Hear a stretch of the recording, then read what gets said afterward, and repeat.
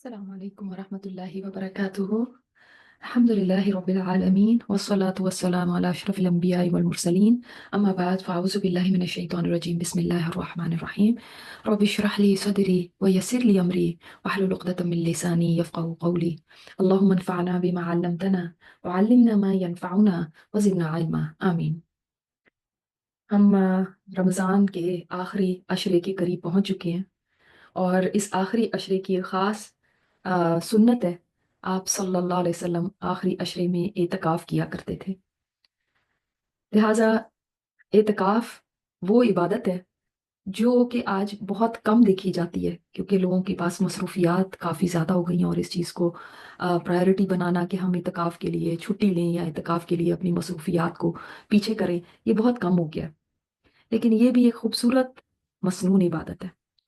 और असल में इंसान जब मस्जिद में इतकाफ़ करता है तो वो अल्लाह ताला के घर में अपने आप को डाल देता है कि या अल्लाह, अब मैं तेरे दर पे आ गया हूँ और अब तो मैंने तुझसे कुछ लेकर ही जाना है। मैंने उठना नहीं जब तक तू मुझे अता ना कर दे। तो अल्लाह ताला उसकी दुआओं को कबूल फरमाता है। तो लोग इसको इतना कुछ बड़ी चीज़ नहीं समझते, मगर एक इतिकाफ करने वाला बहुत बड़े अजर पा लेता है। वो रोज़े से भी होता है, उसका सारा दिन और रात भी इबादत में गुजरता है, क्योंकि वो अपना सब कुछ छोड़ के अलग थलग होके मस्जिद में बैठा हुआ है। हमारे मज़हब में रहबानियत तो नहीं है, लेकिन ऐसी इबादत जैसे इतिकाफ है, चंद दिन का भी कर सकते हैं आप, एक दिन और रात का भी हो सकता है, 2 दिन का भी हो सकता है। मसनून तो इन आखिरी 10 दिनों का ये जो आप सल्लल्लाहु अलैहि वसल्लम किया करते थे। बाज़ लोगों को जेन्युइन वाकई ऐसे रीजंस होते हैं कि वो नहीं कर सकते, ज़ाहिर है जिम्मेदारियां हैं, बच्चों की माएँ हैं या बुजुर्गों की जिम्मेदारियां हैं, या जॉब्स ऐसी हैं कि मुमकिन ही नहीं है वहां से छुट्टी लेना।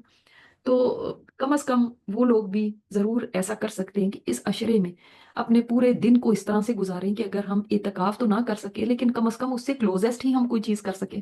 तो ज़ाहिर है ये भी दुरुस्त नहीं है कि आप अपनी सारी जिम्मेदारियों को एक तरफ डालें, और चाहे बच्चे रो रहे हैं या घर में बुजुर्ग हैं या और कोई आपके ऊपर जिम्मेदारियां हैं, और आप उनको छोड़ छाड़ के और आप खुद जाके मस्जिद में इतकाफ बैठे हैं, तो ये तो दुरुस्त नहीं है। जो लोग फारिगुल बाल हैं, या ऐसे नौजवान हैं जिनके ऊपर घरों की जिम्मेदारियां नहीं है, या जो कुछ लोग ऐसे भी होते हैं जिनके रिटायरमेंट की उम्र आ चुकी होती है, अब वो और कोई उनके पास ऐसा खास जरूरी काम घर पे नहीं है, या कोई ऐसा हो सकता है जो जॉबलेस हो, तो उनके पास एक बेहतरीन मौका है कि वो ज़रूर इन दिनों में पता करें अपने इर्द गिर्द मस्जिद में कि वहाँ पे अगर इतकाफ का इंतज़ाम है, तो इस इबादत को कम से कम ज़िंदगी में एक दफ़ा ज़रूर करके देखें कि आपको इसकी लज्जत महसूस होगी कि कितनी एक खूबसूरत इबादत है ये। और जो नहीं कर सकते वो ये करें कि अपने वक्त को ऐसे इस्तेमाल करें कि समझ लें कि जैसे अगर मैं इत्तेकाफ में होती तो क्या मैं इस वक्त ये काम कर रही होती। मिसाल के तौर पे फोन्स के ऊपर फजूल टेक्स्ट करते रहना, बातें करते रहना, उसकी जगह आप दोबारा कुरान सुने, इस्लामिक लेक्चर सुने, कोई तिलावत सुन लें, वहाँ वजू रहने की कोशिश करें, नमाज को अव्वल वक्त में अदा करें, ताकि अगर आप इत्तेकाफ में होते तो फिर भी देखें आपने नमाज अव्वल वक्त में ही करनी थी और बल्कि जमात से करनी थी, तो मर्द लोग जमात से जाके मस्जिद में नमाज पढ़ें। और नमाज को डिले हरगिज ना करें, इसलिए क्योंकि अगर मस्जिद में होती तो डिले भी ना होती, वक्त के ऊपर होती, फिर भी तो उठ के पढ़नी थी। तो कोशिश करें कि उन चीज़ों को सर अंजाम दें जो अगर आप इतकाफ में होते तो क्या करते, कुरान करीम पढ़ रहे होते। और इसी तरह और कम से कम अपनी मसरूफियात कर लें जो इधर उधर की हैं, कि जिससे आप इन दिनों का भरपूर फायदा उठा सकें। तो ये दिन, कीमती दिन आ रहे हैं, कीमती रातें आ रही हैं खास तौर पे। इन कीमती रातों की तैयारी हम अभी से करें कि हम उस वक्त अपना आप डेडिकेट कर सके अल्लाह ताला की इबादत के लिए। नबी सल्लल्लाहु अलैहि वसल्लम के पास एक दफा जिब्राईल अलैहिस्सलाम आए और उन्होंने आप सल्लल्लाहु अलैहि वसल्लम को कोई बड़ी ही खूबसूरत बातें कही। फरिश्तों के सरदार जिब्राईल अलैहिस्सलाम और बेहतरीन इंसान नबी सल्लल्लाहु अलैहि वसल्लम। तो जिब्राईल अलैहिस्सलाम की कुछ नसीहत थी, कुछ बातें थी, जो हदीस बहुत प्यारी है, आप भी सुनिए। उन्होंने आके नबी अलैहिस्सलातु वस्सलाम से फरमाया, ए मोहम्मद, आप कितना भी जी लें, जल्द या बदेर मर जाना है। यानी चाहे 100 साल जी लें, 200 साल जी लें, आखिर अंजाम मौत ही है। तो ये जो सांस है ये हमेशा चलती नहीं रहनी, एक दिन तो इसका सिलसिला टूटना ही टूटना है। तो हमेशा तो जिंदा नहीं रहना ना। तो फिर हमेशा के लिए यहाँ के ऐसे कामों को करना कि जैसे हमेशा इधर ही रहना है, ये तो फिर बेवकूफी होगी। फिर जिससे भी मोहब्बत कर ले, जिससे चाहे, چاہے وہ اولاد ہے، چاہے وہ والدین ہے، چاہے وہ دنیا کا پیسہ اور دنیا کی اور عیش و آرام ہے، جس سے بھی محبت کر لیں، فرمایا جلد یا بدیر اس سے جدا ہو ہی جانا ہے، یا تو وہ چیز ہی آپ کو دنیا میں چھوڑ کے چلی جاتی ہے، یا آپ اس کو چھوڑ کے چلے جاتے ہیں۔ تو آج نہیں تو کل یہ چیز، ساری چیزوں سے جدائی ہونی ہے، جتنی بھی چیزوں سے ہمیں بہت زیادہ شدید محبت ہے اور ہم ان کا سوچ بھی نہیں سکتے کبھی ان سے جدا ہونا، ان سے بھی ایک دن جدا ہو ہی جانا ہے، چاہے جلدی ہو جائیں یا کچھ دیر لگے، مگر انجام اس کا یہی ہے۔ اور عمل جو بھی کر لیں اس کا حساب دینا ہوگا، یعنی چاہے آپ اچھا کریں یا برا کریں، بڑا کام کریں یا چھوٹا کام کریں، اس کے بارے میں پوچھا جائے گا، اس کا حساب کتاب ہوگا۔ اور حساب کتاب کیسے ہوگا؟ تول کے کیا جائے گا۔ اور تول کے کیسے؟ یہ نہیں کہ ہم دنیا میں دیکھیں ہمارے جو پیمانے ہیں وہ کہیں کلو گرام ہے، کوئی اور پیمانے لیٹرز کا ہوتا ہے، یا وہاں پہ کس طرح کا پیمانہ ہوگا کہ مثقال ذرہ، ذرے کے برابر چیز کو بھی جو تول دے وہ پیمانہ ہوگا، وہ میزان ہوگا۔ زمین کے اوپر شاید ہی کوئی ایسا میزان ہو آج جس میں ایک ذرے کے برابر، ذرہ کتنا ہوتا ہے؟ اسمالسٹ پارٹیکل کو ذرہ کہتے ہیں، تو جو اس کا ویٹ کر سکے، لیکن وہاں پہ اس کا بھی ویٹ ہوگا، اس کا بھی حساب ہوگا، اس کے بارے میں بھی پوچھا جائے گا۔ وہ نیکی کا کام ہو تو اس کے اندر کتنا اخلاص تھا یہ پتا کیا جائے گا، کتنا سنت کے مطابق تھا یہ پتا کیا جائے گا، کتنے دل سے کیا، کتنے شوق سے کیا۔ برائی کا کام ہو تو کیوں کیا، کتنا بڑا تھا وہ کام، کتنی بڑی اللہ کی نافرمانی تھی، اور پھر وہ برائی کہاں تک اس کے اثرات گئے، سب کا حساب ہوگا۔ تو نیکی ہے تو اس کے اثرات بھی، برائی ہے تو اس کے اثرات بھی دیکھے جائیں گے۔ ایک ایک ذرہ تل جائے گا، ایک ایک سلام کرنا تلے گا، ایک ایک سبحان اللہ الحمدللہ کہنا تلے گا، ایک ایک مسکراہٹ کا بھی وزن ہوگا وہاں، $1 کا صدقہ بھی تلے گا، اور ایک آنکھ کا جھک جانا اللہ کے ڈر سے کہ غیر محرم پہ نہ پڑے، وہ اس چیز پہ نہ پڑے، اس کا بھی وزن ہوگا۔ کسی کی طرف اشارہ کر دیا کسی عیب کو دکھانے کے لیے، اس کا بھی وزن ہوگا۔ اس دن کہہ دیا جائے گا اقرا کتابک، پڑھ لے اپنی کتاب خود ہی، انسان کو کہا جائے گا اپنی کتاب خود پڑھ لے، خود ہی تو اپنا حساب لینے کے لیے کافی۔ انسان کو خود پتا ہوگا کہ میں نے کیا کیا، کیا میرے کچے چھٹے ہیں، اپنا عمل اس کے خود سامنے ہوگا۔ خود کبھی آپ نے سوچا میرے ہاتھ میں میری ہی کتاب دے دی جائے تو میں کیا چاہوں گی کہ اس میں کیا دیکھوں؟ یقیناً سب چاہیں گے کہ نیکی ہی دیکھیں، تو واقعی کیا ہم اپنی اتنی نیکی اس کتاب میں لکھ رہے ہیں کہ نیکی ہی نیکی ہمیں نظر آئے؟ اور اگر ہم نیکی دیکھنا چاہتے ہیں تو کون سی دیکھنا چاہتے ہیں؟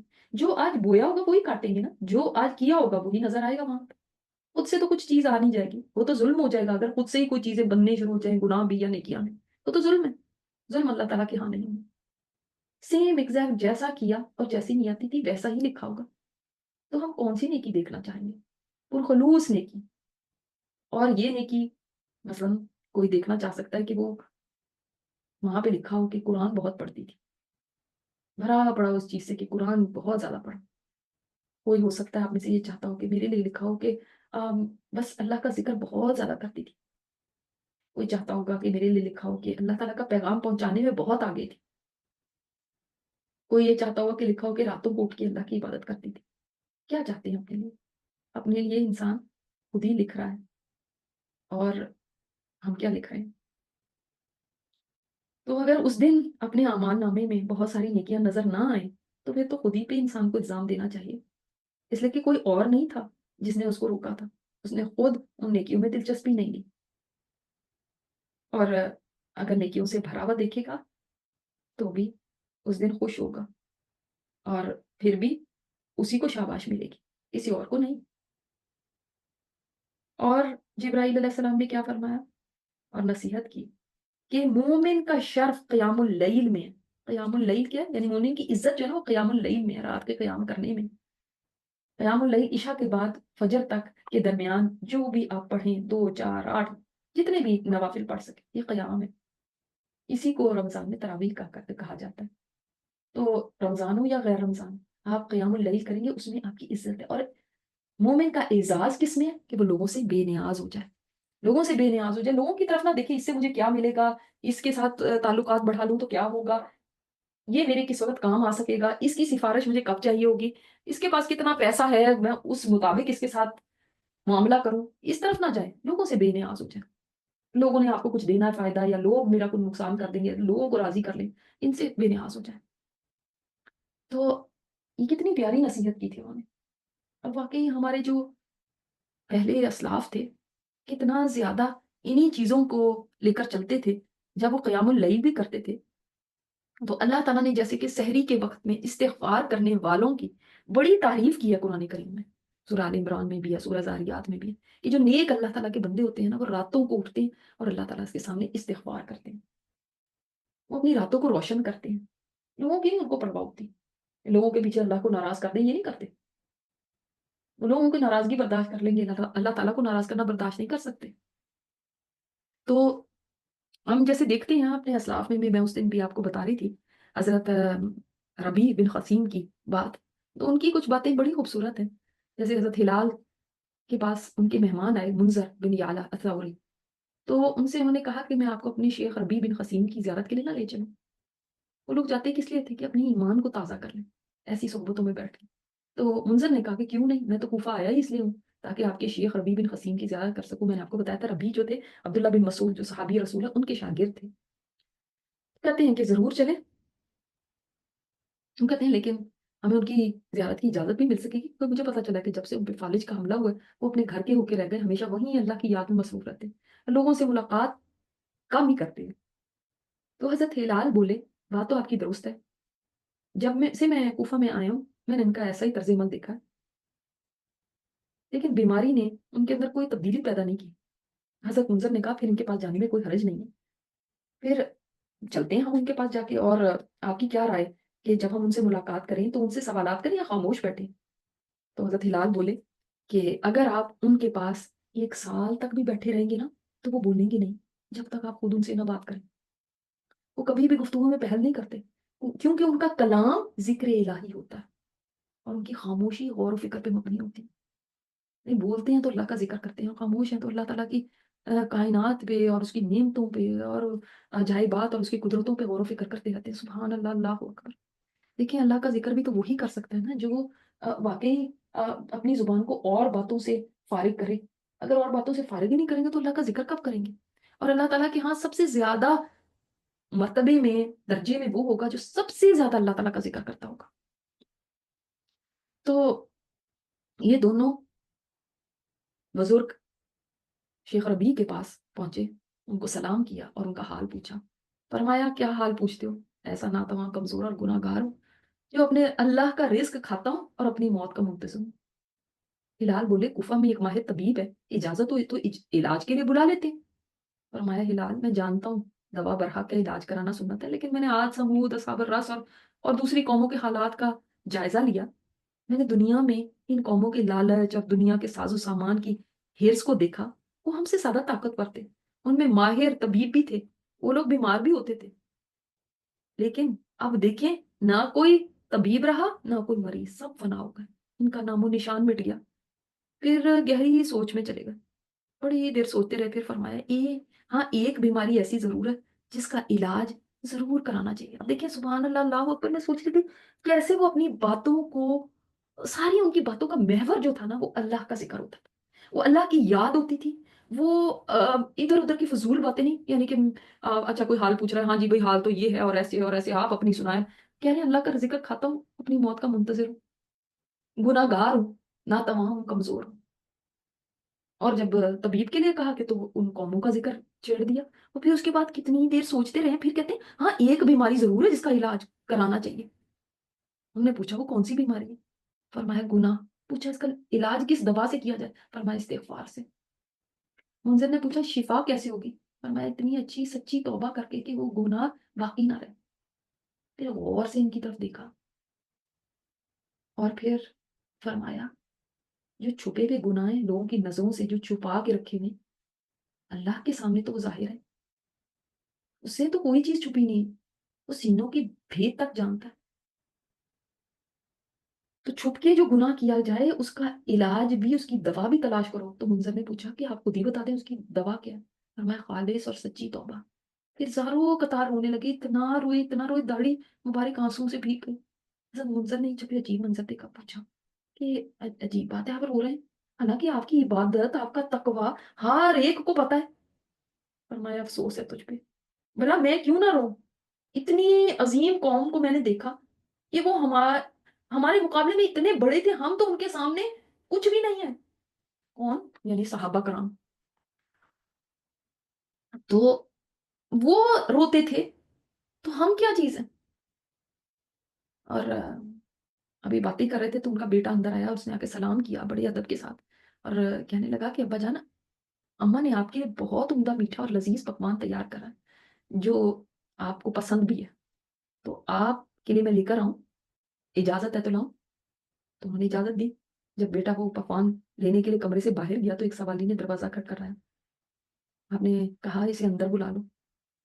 تو وہ منظر کہتے ہیں کہ میں نے دیکھا ایک بکھرے بال ہیں، بوڑھا آدمی پھٹے پرانے کپڑے پہنے ہوئے جھومتا ہوا اندر آ رہا ہے، اس کے منہ سے رالیں ٹپک رہی ہیں۔ وہ صحن میں آ کے کھڑا ہو گیا۔ میں ابھی حیرت میں ڈوبا ہوا تھا، اس بیچارے کو دیکھ رہا تھا، اتنے میں شیخ کا بیٹا وہ بڑا سے تھال میں میٹھا پکوان لے کر آ گیا۔ شیخ نے اپنے بیٹے سے کہا یہ تھال اس سوالی کے سامنے رکھ دو۔ اس نے حکم کی تعمیل کرتے ہوئے تھال اس کے سامنے رکھ دیا۔ وہ شخص اس پہ ٹوٹ پڑا۔ حالت یہ تھی کہ اس کی رالیں کھانے پہ ٹپک رہی تھی اور وہ کھانے میں جتا ہوا تھا، یہاں تک کہ سارا تھال چٹ کر گیا۔ بیٹے نے بڑے افسوس سے کہا ابا جان، اللہ کی رحمت یہاں پہ نازل ہوں، امی نے تو بڑی محنت سے یہ پکوان آپ کے لیے خاص طور پہ تیار کیا تھا اور ہماری بڑی خواہش تھی کہ آپ اس کو کھاتے، لیکن آپ نے ایک ایسے آدمی کو کھلا دیا جس کو اتنا بھی نہیں پتا کہ اس نے کھایا کیا اور اس کا مزہ کیا تھا۔ نہیں آپ ایسے دیکھیں نا، آپ ایسی کوئی بہت مہنگی برانڈ کی مثلا چاکلیٹ لے کے ایک فقیر کو دے دو، اس بیچارے کو کیا پتا یہ مہنگا برانڈ ہے یا کہ یہ کیا ہے، یہ کتنی قیمتی چاکلیٹ ہے، ایک مثال ہے۔ تو وہ ایک بڑا عمدہ پکوان تھا۔ اب اس آدمی کو تو آپ روٹی بھی دے دیتے تو ٹھیک تھا، اتنا عمدہ پکوان، اتنا لذیذ پکوان، اس پہ اتنی محنت لگی اور ساتھ وہ اس کو دے دیا۔ شیخ نے فرمایا بیٹا اگر اس کو نہیں پتا تو کیا ہوا، اللہ تعالیٰ تو جانتا ہے نا۔ پھر قرآن کی آیت تلاوت فرمائی لن تنالوا البر حتی تنفقوا مما تحبون، تم اس نیکی کو پا ہی نہیں سکتے جب تک کہ اس میں سے نہ خرچ کر دو جس سے تمہیں محبت ہے، جو تمہیں پسند ہے۔ سبحان اللہ، کیسے لوگ تھے نا وہ، یہ کیسے خرچ کرنے میں، کیسے بات کرنے میں، کیسے وہ کسی کے ساتھ معاملہ کرنے میں، کس طرح سے سبحان اللہ، اللہ اکبر، اللہ تعالیٰ سے ڈرنے والے بھی اور اللہ تعالیٰ کے لیے کام کرنے والے، اور قرآن ان کے سامنے کیسے ہوتا تھا، اور اپنے گناہوں سے کس طرح ڈرتے تھے کہ یہ گناہوں کا علاج کرا لیں، باقی تو بیماریاں بھی ختم ہو گئی، بیمار ہونے والے بھی اور ان کا علاج کرنے والے بھی، لیکن گناہوں کا علاج کیسے ہوگا؟ وہ توبہ سے ہی ہوگا۔ اور یہ جو ہمارا بعض دفعہ دل نہیں لگتا نا نیکی کرنے میں، یا نیکی بھاری معلوم ہونے لگتی ہے، یا ہم ٹال مٹول کرتے ہیں، یا ہمیں سستی آنے لگتی ہے اس میں، جانتے ہیں اس کی بھی کیا وجہ ہے؟ ہمارے گناہ ہی۔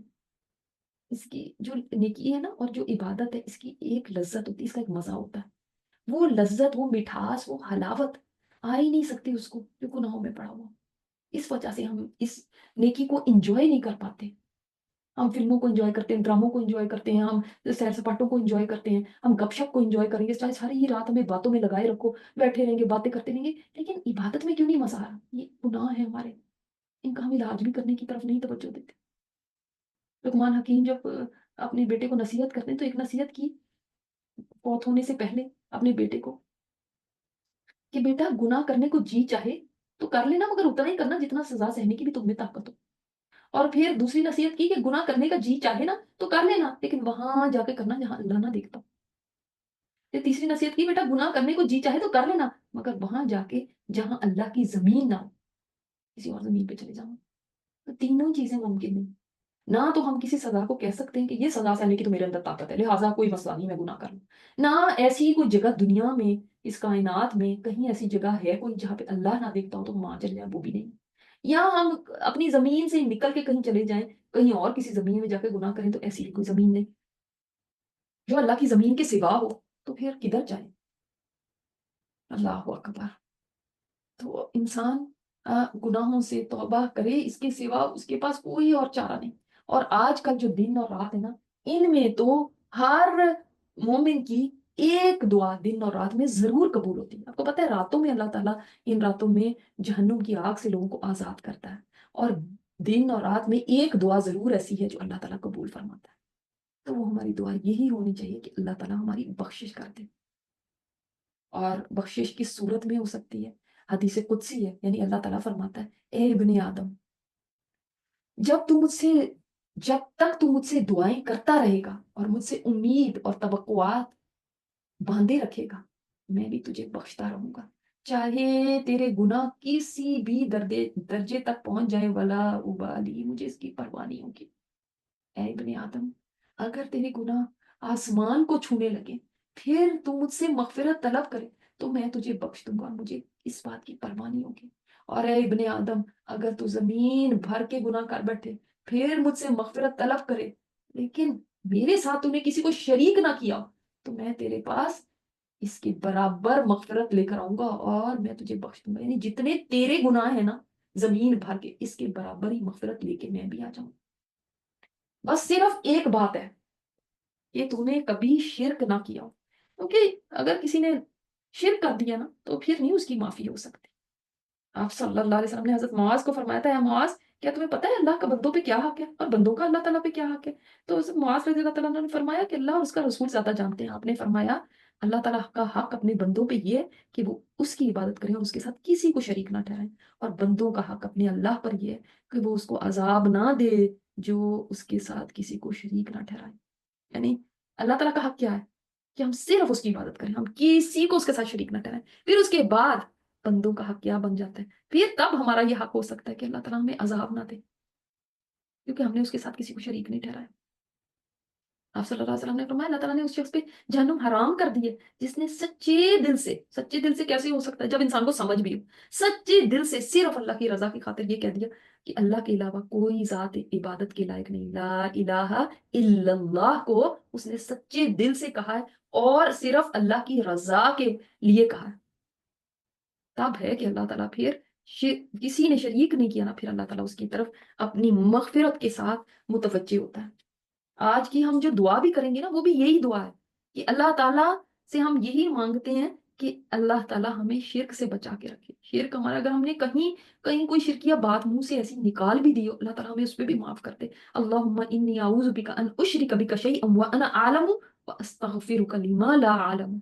ये दुआ शैआ के साथ भी और शैआ के बगैर भी। अल्लाहुम्मा इन्नी अऊज़ु बिका अन उश्रिका बिका व अना आलमु व अस्तगफिरुका लिमा ला आलमु। अल्लाह, मैं तेरी पनाह चाहती हूँ कि मैं जानबूझ के तेरे साथ किसी को शरीक ठहराऊं, या मैं लाइल्मी में मेरे से ऐसा हो जाए।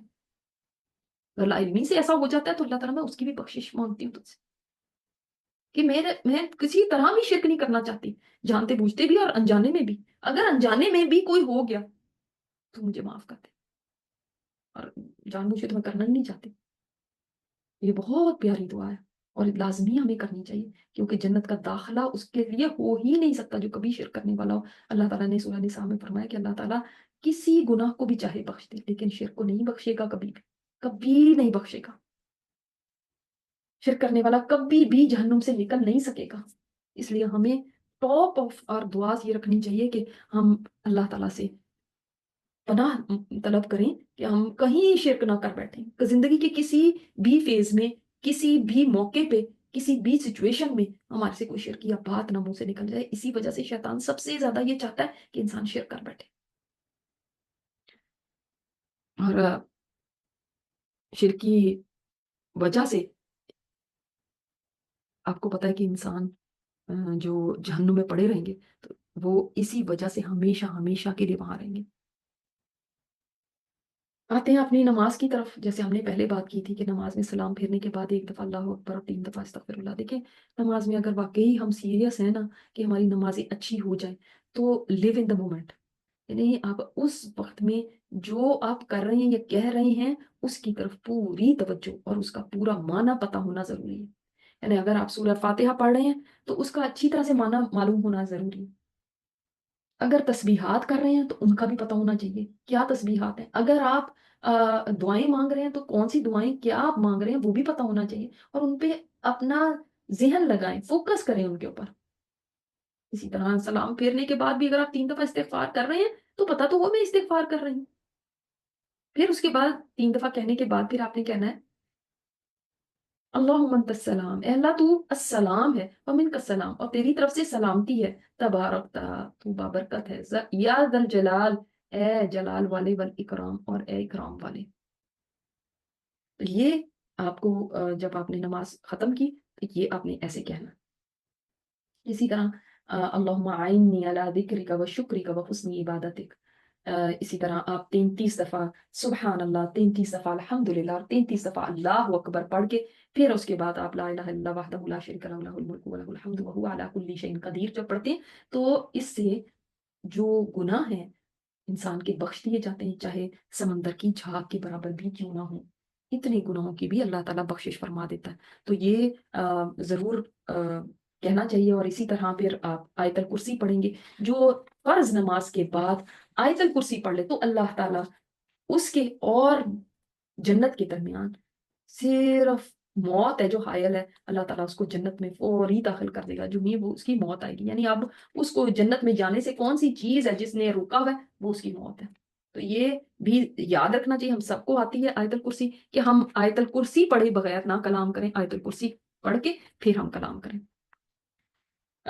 इसी तरह ये जैसे अभी हमने ला इलाहा इल्लल्लाह वहदहु ला शरीका लहू पढ़ी है, तो जब आप बाज़ार में भी जाएँ, तो तब भी मेक श्योर करें कि आप जैसे जैसे इंसान बाज़ार में जाता है, तो जब बाज़ार में एंटर ही हो, तो आप ये दुआ पढ़ लें ताकि भूल ना जाए। तो अगर आपने ये ज़िक्र दुआ का ज़िक्र बाज़ार का कर लिया, तो आपको हदीस में आता है 1 लाख नेकियाँ मिलेंगी और 1 लाख गुनाह मिटा दिए जाएँगे और 1 लाख दर्जात बुलंद होंगे।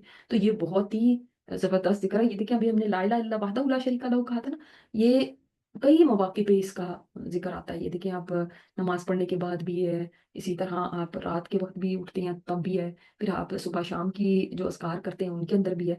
और लेकिन इसमें जो आप बाज़ार में करेंगे इसमें थोड़ा-सा डिफ़रेंट है एंड से, तो वो समझ लें ला इलाहा इल्लल्लाह वहदहु ला शरीका लहू लहुल मुल्कु व लहुल हम्दु, यहाँ तक तो सेम है। आगे युह्यी व युमीत व हुवा हय्युन ला यमूत बियदिहिल खैर व हुवा अला कुल्ली शैइन कदीर। ये है बस। हम्द के बाद यानी युह्यी व युमीत कह के फिर आप आगे चलेंगे और आप देखें कि ये अल्लाह ताला का ज़िक्र बहुत ही आला ज़िक्र है और आपको इतनी सारी इसकी वजह से हसनात मिल जाती हैं। और आज की जो दुआ है वो भी बहुत ही प्यारी दुआ है, इसलिए कि ये ऐसी दुआ है कि जिसके अंदर इंसान को जो नेमतें मिली हुई हैं, उनके ज़वाल से बचाने की ये दुआ है कि अल्लाह ताला जो मेरे पास नेमतें हैं ना, ये ना हो कि ये नेमतें मुझसे छिन जाएँ। तो क्या है दुआ? अल्लाहुम्मा इन्नी अऊज़ु बिका मिन ज़वालि निअमतिक व तहव्वुलि आफ़ियतिक व फुजाअति निक़मतिक व जमीइ सख़तिक, कि अल्लाह मैं तेरी पनाह माँगता हूँ, नेमतों के ज़वाल से, तेरी अता करदा आफ़ियत से के बदल जाने से और तेरी रज़ा के अचानक अ, छिन जाने से, यानी तेरी सज़ा के अचानक वारिद होने से और तेरी हर किस्म की नाराज़गी से। तो फुजाती निकमतिक का मतलब क्या? जो भी सज़ा है वो अचानक ना कोई सज़ा आ जाए और हर किस्म की अल्लाह ताला की नाराज़गी से। क्योंकि देखिए नेमतें हमारे पास है ना, जिस वक़्त हम अल्लाह ना करे किसी वक़्त कोई ऐसा नाशुक्री का बोल देती हैं या हम कोई ऐसी बात कर देते हैं कि जो नेमतों को के ज़वाल का बाइस बन जाए, वो हमें पता भी नहीं चलती बाज़ दफ़ा। तो नेमतें छिन जाएँ तो वापस मुश्किल ही आती है। आप सल्लल्लाहु अलैहि वसल्लम एक दफ़ा घर में एंटर हुए, तो एक रोटी का टुकड़ा ज़मीन पे पड़ा हुआ दिखा, तो आपने उसको उठाया और साफ़ करके खा लिया और फिर फरमाया, "या आयशा, अल्लाह की नेमतों को सही इस्तेमाल करो, ये कम ही किसी घर से निकल के चली जाएँ, तो वापस आती हैं।" तो इसलिए हर वक़्त नेमतों के ज़वाल से अल्लाह ताला की पनाह माँगनी चाहिए कि अल्लाह हमारे पास इतनी नेमतें हैं और फिर वैसे भी अल्लाह की नाराज़गी से और फिर आफ़ियत के बदल जाने से, आफ़ियत भी आज आफ़ियत है, कल पता नहीं है कि आफ़ियत रहे या नहीं रहे। कोई अचानक से कोई सज़ा आ जाए, अचानक से कोई मुसीबत आ जाए। अल्लाह ताला नाराज़ हो जाए किसी बात से हमारे मुँह से निकली, अल्लाह ना करे कभी कोई बात निकल जाए उससे अल्लाह ताला नाराज़ हो जाए, तो इसकी भी दुआ भी करनी चाहिए। और उम्मीद है कि आप लोग सदक़ात कर रहे होंगे रेगुलरली हर रोज़, क्योंकि सदका ही हमारे गुनाहों को ब बुझा सकता है। तो आपको पता है मैंने बताया था कि गुनाहों को ऐसे बुझाता है जैसे पानी आग को बुझा देता है। तो लिहाज़ा अब हम आगे अशरे की तरफ, आखिरी अशरे की तरफ बढ़ रहे हैं, तो सदक़ात को ज़्यादा बढ़ाएँ और कोई दिन ऐसा खाली ना जाए जब कि हमने सदका ना किया हो। अल्लाह ताला हम सबको अपनी रज़ा अता फ़रमाए, नेमतों के ज़वाल से महफ़ूज़ रखे और अल्लाह ताला हमें सबको माफ़ फ़रमा दे। सुब्हानक अल्लाहुम्मा व बिहम्दिका नशहदु अन ला इलाहा इल्ला अंता नस्तग़फ़िरुका व नतूबु इलैक। अस्सलामु अलैकुम व रहमतुल्लाहि व बरकातुहू।